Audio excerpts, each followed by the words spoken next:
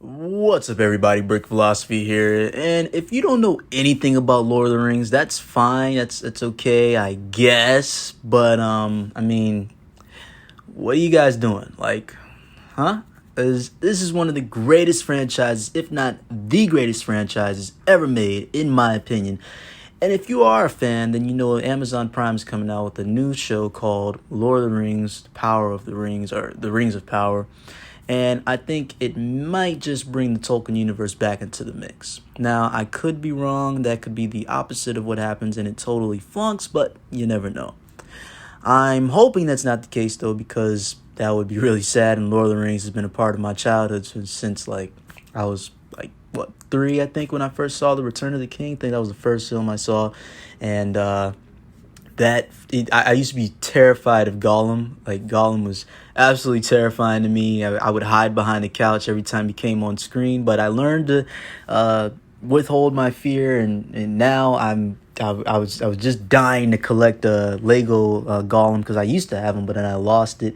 So I finally got that back. I finally got my Lego Gollum just yesterday, and I'm absolutely just ecstatic about that, but that's a whole separate thing. I loved Lord of the Rings for the longest. It was it's still today my favorite movie of all time, my favorite trilogy of all time. It's just absolutely beautiful. Peter Jackson did an amazing job with those movies. There's no complaints about it. I have no complaints about Lord of the Rings. I relate it to life. I mean, it is literally almost like second under my religion, I guess. I don't know, but it's like I love Lord of the Rings. It's the greatest franchise ever made. I still love Star Wars and all those wonderful, wonderful pieces of work, but Lord of the Rings, and it's just marvelous. Now, The Hobbit, that's a whole different story.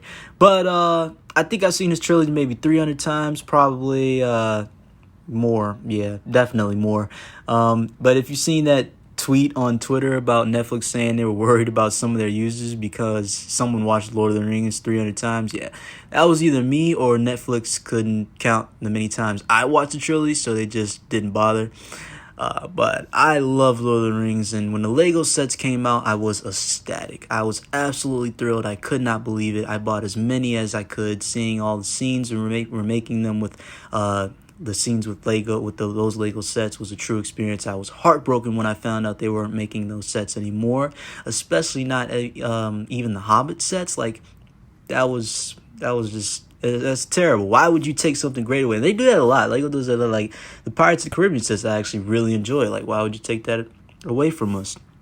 Even the Indiana Jones sets, I thought were, somewhat cool. Like, you got these great sets, and I guess because you got to bring in the new material, or whatever. But I don't know. I wish they would bring those back. So I figured with this new show coming out that I'm assuming is going to be vaguely similar to Game of Thrones, in the sense that the graphics will obviously have improved since the 2001, 2, and 3 films, and there may be some more blood action and oompa loompa, if you know what I mean.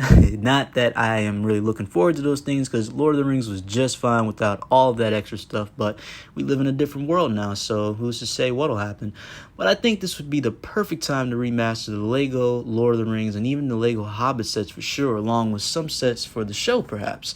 If the show doesn't turn out to be too raunchy for kids, if it does turn out to be too raunchy for kids, you gotta bring, violent, and, you gotta bring back the sets from the original films, because some of us Lego fans and Lord of the Rings fans are dying inside, and we need those sets to be restored. So get to it, Lego.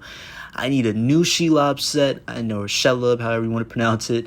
Never got to see the Balrog. I mean, there's so many, but the ghost scene, the dead, there's so many possibilities. It's absolutely insane. I'm actually going to do a video talking about all the sets we could get if it was restored, but I think this would be a great thing for Lego to do if it happens. It just needs to happen. I'm wondering if there'll be obviously, well, if you're a true Tolkien fan, then obviously they'll be covering some stuff from the Silmarillion, which is like the start of it all, because that's where the Rings of Power were first forged. So we could get a Lego Glorfindel, Melkor, some Númenóreans, Beren and Luthien, maybe there's just so many possibilities I would love to see. A set where even Melkor and Ungoliant are tearing down the trees of light. And I know a lot of you non-Tolkien fans are like, what's this now? On Ungaladu, Melakalu?